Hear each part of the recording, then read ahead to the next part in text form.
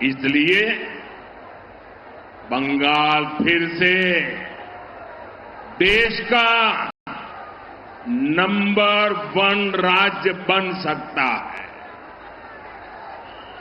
हमें बस नेताजी सुभाष चंद्र बोस के आह्वान को याद रखना है। याद रखोगे? जोर से बताइए, याद रखोगे? याद रखोगे? तुम मुझे खून दो, मैं तुम्हें आजादी दूंगा। साथियों, नेताजी के आह्वान पर देश ने सर्वस्व न्योछावर कर दिया। आज बंगाल को आपके एक वोट की जरूरत है। बंगाल को आपके एक वोट की जरूरत है।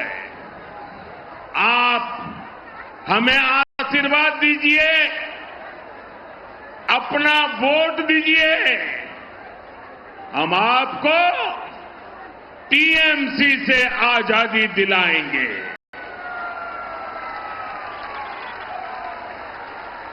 आजादी टीएमसी के महाजंगल राज से, आजादी टीएमसी के भय से, आजादी टीएमसी के भ्रष्टाचार से, आजादी बेटियों पर अत्याचार से, आजादी बेकारी और बेरोजगारी से, आजादी लूटती भर्ती परीक्षा से, आजादी घुसपैठियों के कब्जे से, आजादी दंगाइयों और मस्तानों से।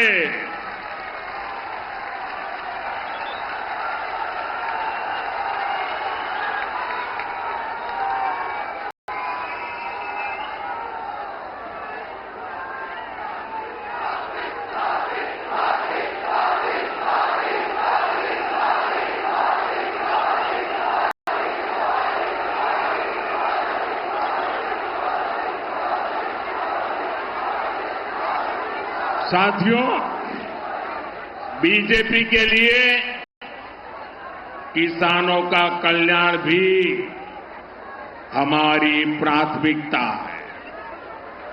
हम जुट किसानों और श्रमिकों की चिंता समझते हैं। इसलिए केंद्र की बीजेपी सरकार ने 11 साल में जूट का एमएसपी डबल कर दिया। डबल। जूट किसानों से जूट खरीद 3 गुना से अधिक कर दी। गेहूं और चावल की पैकिंग में 100% जूट की पैकिंग भी अनिवार्य कर दी। हमने सिंगल यूज प्लास्टिक पर बैन लगाया ताकि जूट का उपयोग बढ़े। बंगाल की जूट मिलों को ज्यादा से ज्यादा ऑर्डर मिले, लेकिन टीएमसी का सिंडिकेट यहां मिलों को चलने ही नहीं देता। यहां के किसानों की भलाई के लिए आपको टीएमसी सरकार को अब गाजे बाजे के साथ विदाई देनी ही होगी। साथियों, टीएमसी के महाजंगल राज की सबसे बड़ी पीड़ित हमारी बहनें, हमारी बेटियां। बहनों के साथ सबसे बड़ा धोखा हुआ है। इसलिए इस बार सबसे अधिक गुस्सा बहनों में ही दिख रहा है। संदेश खाली में बहनों के साथ गुंडे अन्याय करते रहे। टीएमसी की निर्मम सरकार गुंडों को साथ देती रही। इतना ही नहीं, यहां तो बहनों को ही गाली दी गई। मेरे प्यारे बंगाल के भाई बहन, ये कभी भी भूलना नहीं है। साथियों, टीएमसी के महाजंगल राज में यहां से बेटियां लापता हो रही है, लेकिन टीएमसी सरकार सोई पड़ी है। बेटियों की इनको कोई चिंता नहीं है।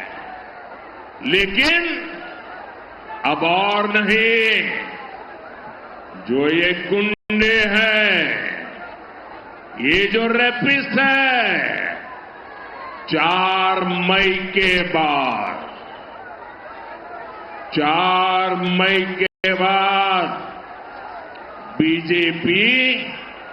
बीजेपी की सरकार उनका हिसाब करेगी, चुन चुन करके हिसाब करेगी।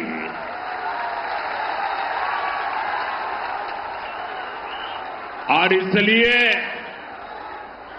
मैं सभी बहनों से कहने आया हूं, अब सहना नहीं है, अत्याचारियों को हटाना है।